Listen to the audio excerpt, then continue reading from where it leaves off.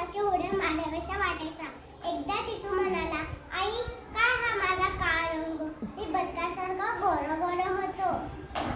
त्यावेळी तिथे एक परी चालली होती, तिने ते ऐकलं। चिचूची गंमत पाहण्यासाठी ती एका झाडाच्या मागे लपून बसली। आई म्हणाली, आपल्या जंगलात रामू हत्ती सर्वात बुद्धिमान समजला जातो, त्याला जाऊन विचार। चिचू पळत रामूकडे निघाला, त्याच्या मागे परी होतीच। वाटेत त्याला मोर दिसला, चिचू रामूकडे पोहोचला। चिचू म्हणाला, मला फक्त मोरासारखा पिसारा हवाय।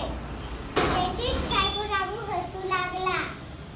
तेवढ्यात परीनं जादूची कांडी फिरवली आणि चिचूच्या शेपटीवर अगदी मोरासारखा पिसारा आला। तो होता छोटाच, त्याच्या मापाचा, पण सुंदर। चिचूने पिसारा पाहिला आणि एकदमच खुश झाला। तो रामूलाही विसरला। आईला पिसारा दाखवण्यासाठी तो पळत घरी निघाला। तो पिळापाशी आला।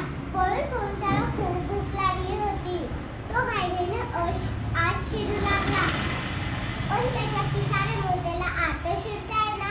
तो अडकला। मोर पिसारा फुलू शकतो आणि मिटू शकतो, हातवून हा पिसारा त्याचा नव्हताच। हा मिटेना, चिचू वैतागला। तो उलट होऊन आत शिरू लागला, तर बीड पूर्ण झाकलं गेलं। आताही घाबरली, तिने तोंडाने धुसकी देऊन त्याला बाहेर काढलं। चिचू तर पडलाच। आई बाहेर आली। आईनं ढकलून पाडलं म्हणून चिचू रागवला। तो आईवर चिडला। त्याला पाहून आईला हसून फुटलं। आधी ती हसली, नंतर तिला काळजी वाटायला लागली। असा उंदीर कधी असतो का? आई खूप भूक लागली। बरं चला, कसा आहे ना आत पिसारा अडकतोय, मिटता येत नाही। पिसारा कसला, हा तो पसारा।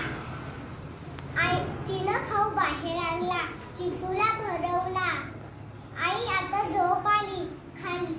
खाऊन झाल्यावर चिचू म्हणाला, कसं येणार आत? बाहेरच झोपाय आता। चिचूला बाहेरच झोपावं लागलं। बिचाऱ्याला अद्दल पडली। सकाळी आई लवकर बाहेर आली। चिचूही जागा झाला। आई मला हा पिसारा नको। असं होणार हे परीला माहीतच होतं। ती आधीच एका झाडाच्या मागे लपून बसली होती।